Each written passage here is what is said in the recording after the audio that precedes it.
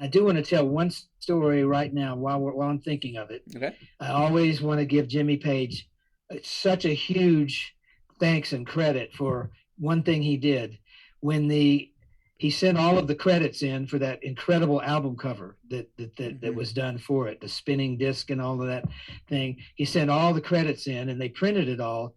They left my credit off of the printed jacket for the albums, and they had printed literally hundreds of thousands of them ready to ship.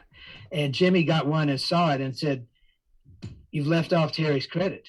I'm not having it." And he called up Atlantic Records himself with Peter Grant and said, "Destroy all those covers. I want it reprinted, and I want Terry Manning, Ardent Studios, Memphis, Tennessee, whatever, added on it as the credit." And it came out as the credit then. And I just can't believe he did that. That's such a massive statement. And I'll always, because that got me other work, of course, it's an advertisement in a way. So I just always like to say that and make sure if Jimmy's listening that he knows, thank you. That is amazing. Do you still maintain a relationship with him today? I haven't talked to him for quite a while now, on a few years, but yeah, I mean, I need to. He may say it, I don't know, but I say it several times a year. Oh, I should get in touch with Jimmy. That's so cool. But you're doing so many things. I get so busy constantly doing so. I've got several careers. Certainly, music and photography is as big a one. So uh, there's never time to touch base. People ask all the time, "What was it like to work with Led Zeppelin?" Yeah. And I do always say it, and it's absolutely true. It was another day at work, or another number of days at work, because as I was saying earlier, you go in, you got to drop the fanboy thing. Even if you are the big fan, you've got to be a professional. You've got to, for instance, I'm a photographer now, was then, do shows all over galleries, museums and stuff. Hmm. uh, and I was then too, since the 60s, early to mid 60s. I've done that as much as music, but I didn't take a camera into the session and take a picture of us working, or Mm. Jimmy in the studio, or anything like that. Yeah. Duh. What is that?